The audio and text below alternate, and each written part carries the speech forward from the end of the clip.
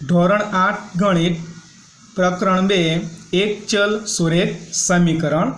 આજે આપણે એક ચલ સુરેખ સમીકરણનો ઉકેલ ખૂબ જ સહેલી અને સરળ રીતે મેળવતા શીખીશું।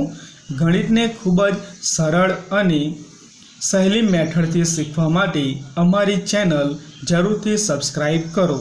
તો ચાલો આપણે પહેલું સમીકરણ લઈએ। 3/7 વત્તા x બરાબર 17/7।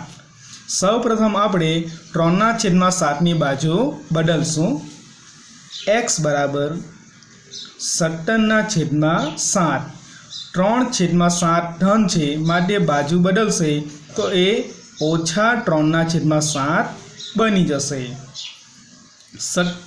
હવે આ જે પદો છે બંને પદના છેદ સરખા છે માટે 17 - 3/7 એમ આપણે લખી શકીશું।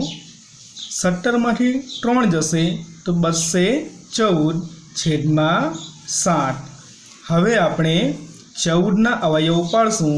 7 × 2 14 7 7 7 નીકળી જશે એટલે બચશે 2। એટલે કે આપણા સમીકરણનો ઉકેલ મળે છે x બરાબર 2।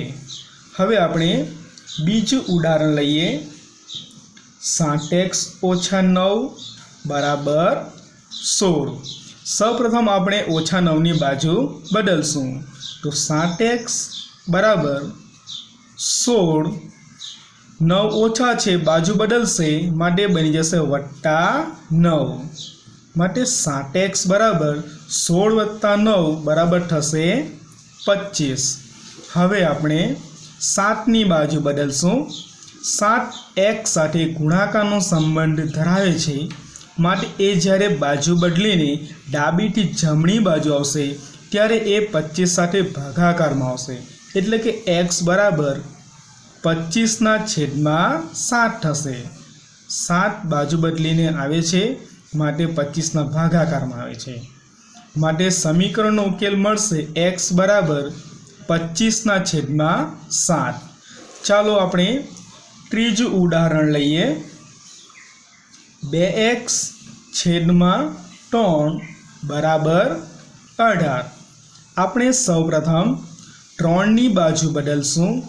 3 ભાગાકારમાં છે એટલે એ બીજી બાજુ જતાં 18 સાથે ગુણાકારમાં આવશે એટલે કે 2x બરાબર 18 × 3। હવે આપણે 2 ની બાજુ બદલશું। ઉપરના ઉદાહરણમાં જોઈ ગયા એમ x સાથે 2 ગુણાકારમાં છે માટે બાજુ બદલીને ડાબી બાજુથી જમણી બાજુ આવશે ત્યારે એ ભાગાકારમાં આવશે એટલે કે x બરાબર 18 × 3/2।